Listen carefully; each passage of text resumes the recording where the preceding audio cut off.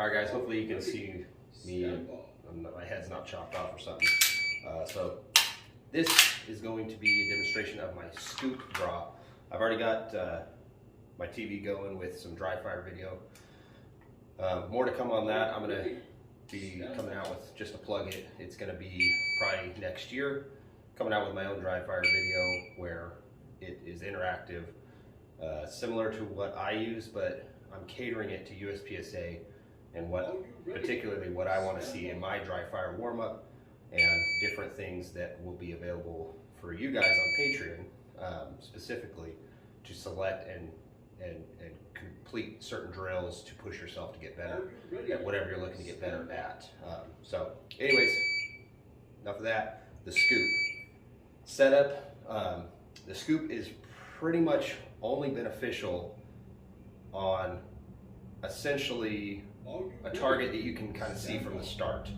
So that means whether it's close or far, the scoop is beneficial, but it has to be at least a target that is within just a short lean, you know, maybe even one half step to where you can see that target. Otherwise, I don't see a benefit. A snatch draw can be very effective.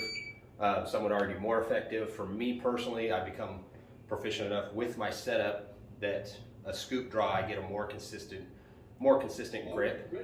Besides the fact that it's faster, I get a more consistent grip out of it, which is what I want, than a snatch draw at this point. But that's just kind of the gear I have. I have it set up exactly how I want it to introduce it to my hand the exact right way, consistently, so that I can be effective with it. So there's something to be said for that. I'm not recommending a scoop for anybody, or just everybody, I should say. But for those of you that want to do a scoop draw, it does take a lot of dedication, a lot of practice, and keeping up with it, because it's just like anything, it's something you can lose. And the last thing you want to do is throw your gun because you're not proficient with it, or you're rusty or something like that. So, a little pretext there. So a lot of it, to start, is the setup. I have a target that I can see from my starting point, whether it's just a drill I want to do, or in a match, USPSA, where I have a first target that I can at least be within a half step to. So my setup is crucial. A lot of times it's dictating how your feet are, so you can't take this nice, comfortable stance with your dominant foot back. So there's something to be said for that, but still, it can be consistent from a straight up standing start, and a lot of that has to do with mainly where my hands are. My arms obviously have to be relaxed at your sides, or wrist below belt, whatever this required start position is. Wrist above shoulders, it's going to be a snatch. So the scoop is out. But for most our starts, wrist below belt, hands at sides. And what I'm doing is I'm relaxing my arms. I'm not staging my hands to where I'm like close to the gun.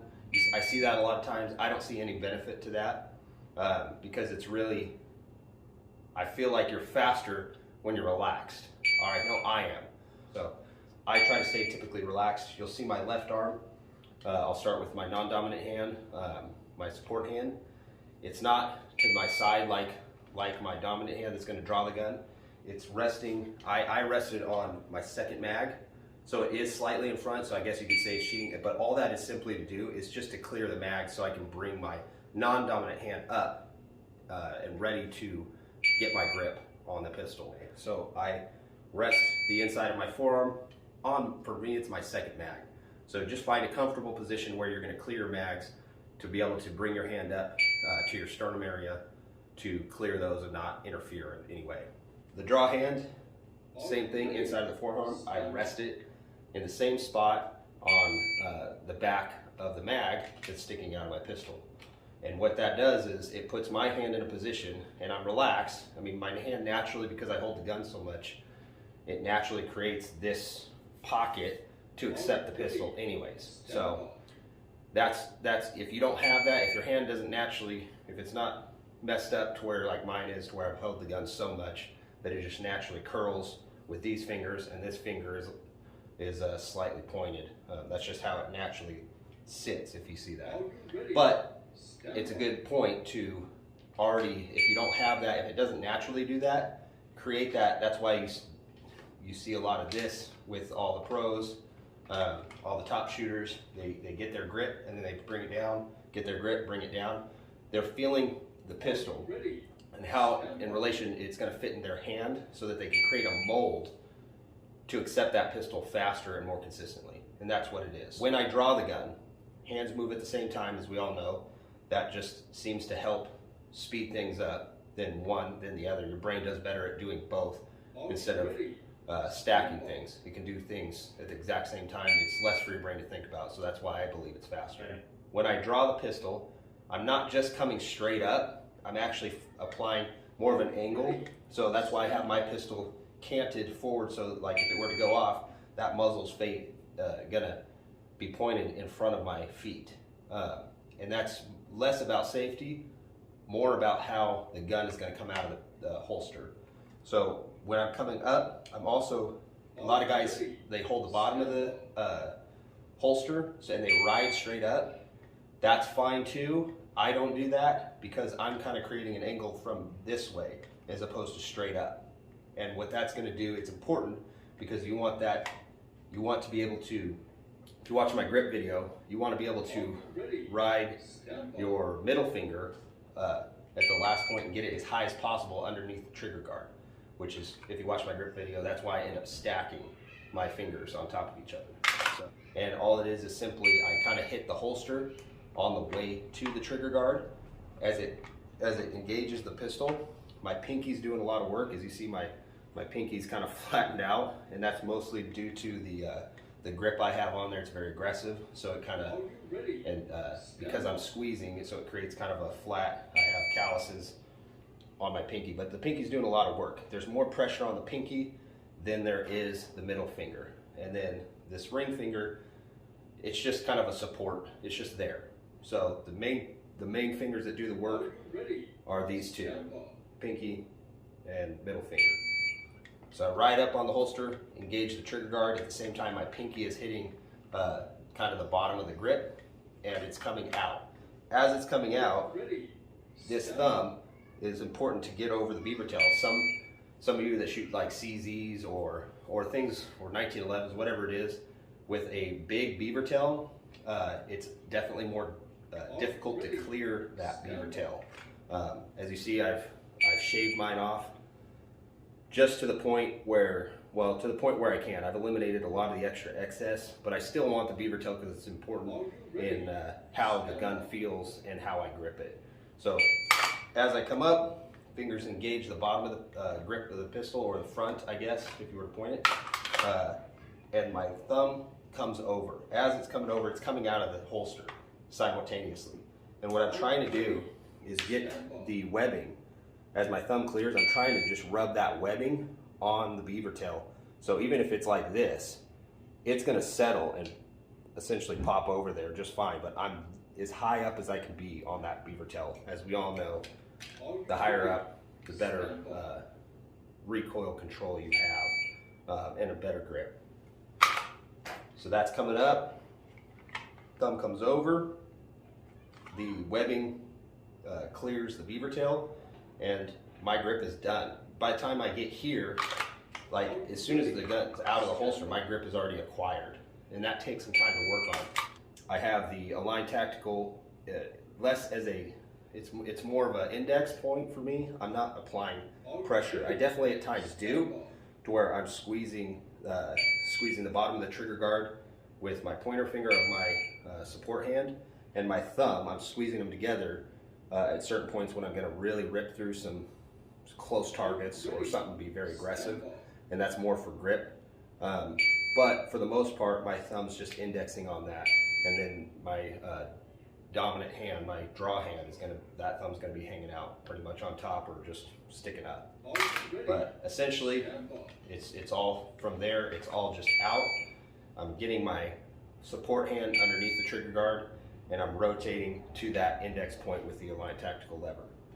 Rotating, taking up the space, and if you watch my grip video, I have a lot of space on for my support hand to take up because I'm not over gripping with my fingers. So I created a lot of space with that scoop, helps make that even easier. It gives me more space for my particular grip, and it just happens faster. So essentially, up, out, thumb over.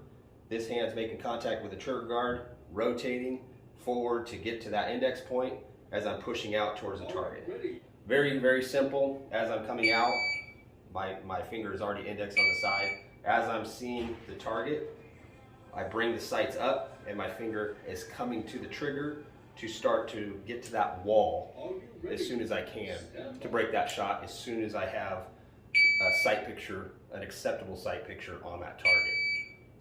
So that's essentially it. The other part of the speed, this is kind of a twofold, is I've trained myself to listen to, not just listen to a beep, but I'm listening for the first part of it. So I'm not reacting to the beep. I'm reacting to the first sound I hear as soon as I hear it. So that takes some mental focus to I'm not thinking about the draw anymore. I'm thinking about the buzzer and the first part of it. It's 3/10. Most timers, I think it's unanimous on all of them. They're 3/10 of a second of a beep. That's how long they last. So by the time that 3/10 is up, I've watched my videos. My gun is already out before that beep is finished. I'm not waiting for the beep to be finished and drawing. I'm listening to the very start of it so that I can react sooner to get my gun out and on target sooner. So I'll do a couple in slow motion.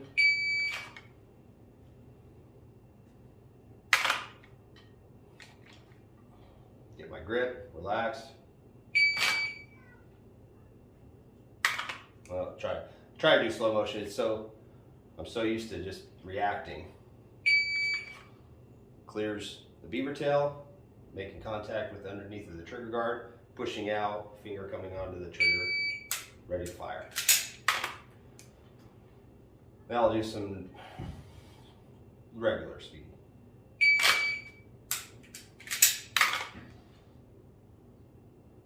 I'll add in some slow-mo for this too.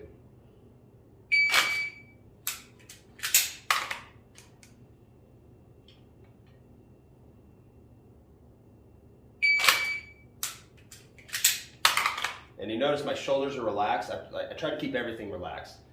Like I said, fast one and relaxed. Shoulders are a big part of that, so I try to drop my shoulders and pull them back.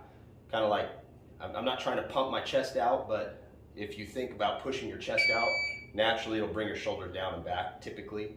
So that's a good, it's a helpful little tip. And it's important to not rush that first shot. Just because you're moving fast doesn't mean you have to take a shot fast. It's still, you gotta account for your shot. You gotta be deliberate in that shot break so that it's an effective shot. You don't want to just throw a shot into the delta and then get an alpha, because then you're gonna probably do a makeup, or if you miss, that it's just, you're gonna eat up the time you save in doing the scoop draw.